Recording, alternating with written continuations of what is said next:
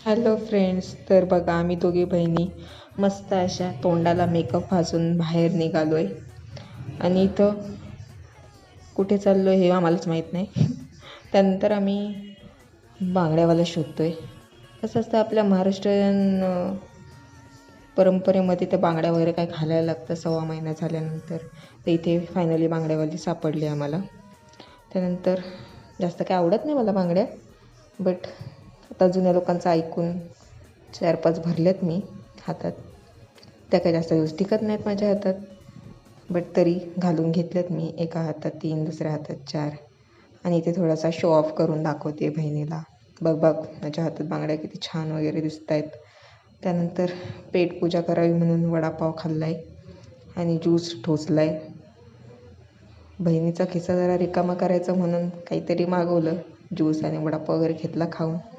नंतर आम्ही गेलो M-Martमध्ये.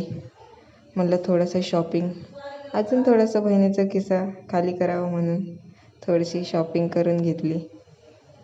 फार काही घेतलं नाही, थोडंसं असं घेतलं आहे, पण बहिणीचा खिस्सा रिकामा झाला की मनाला खूप शांती भेटते, मज्जा येते. बघ तुम्ही पण ट्राय करून बघा. तर इथं मी जास्त कोणासाठी नाही, आधीसाठी डायपर वगैरे घेतला आणि थोडंसं तेल वगैरे ग्रॉसरी घेतली थोडीशी. आणि ते बघा माझी बहीण कॅमेरा बनली होती माझी आज. तिला मी असंच बिनपगारी फुल अधिकारी ठेवलं आहे. इथं मी जिरा सोडा पित असतो आणि तिला माझं फुटेज घ्यायचं होतं.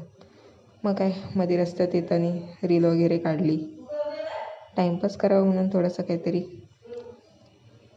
त्यानंतर मॉडलिंग वगैरे करत चालत बिलत आले मस्त ठुमकत. पण आपल्याला काय मॉडलिंग तसलं काही जमत नाही. बट बहिणीला म्हटलं कॅमेरामॅन बनलीस तर काढाच. आता इथे तिला नाही म्हटलं तरी पण तिने माझा व्हिडिओ काढला आहे आणि म्हणते ही बघा माझी दीदी नखरे करते आहे ना, असं तसं.